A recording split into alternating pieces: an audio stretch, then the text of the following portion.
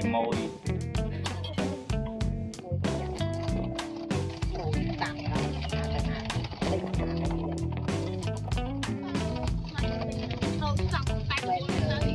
người ta dùng con lại nha.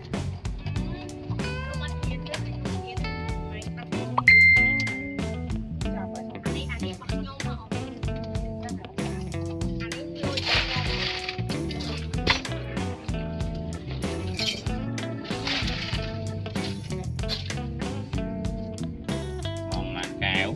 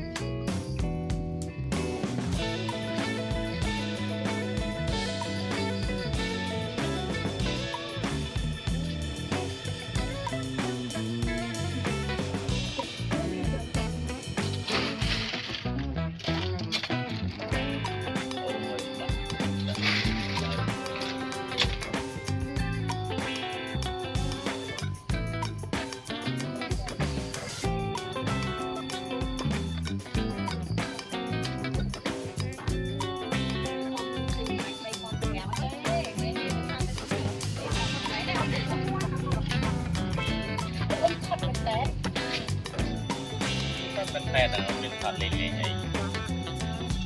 ของเราเนี่ยแต่แย่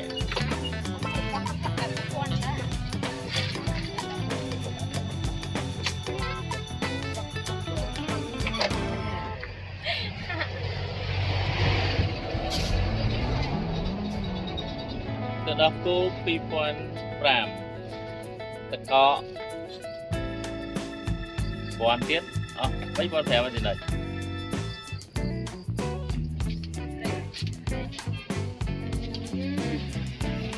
เลยấy đang ban cho YouTube rồi này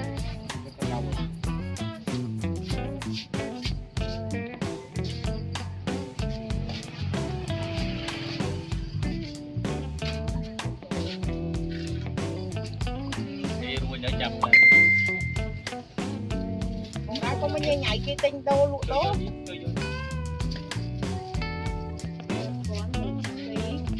bảy bút đâu đỏ phi lấy phổi phi à đúng nè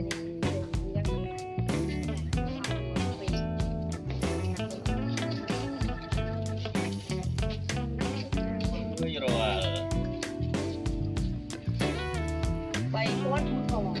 bị con kém là ngọc bút bảy con thẻ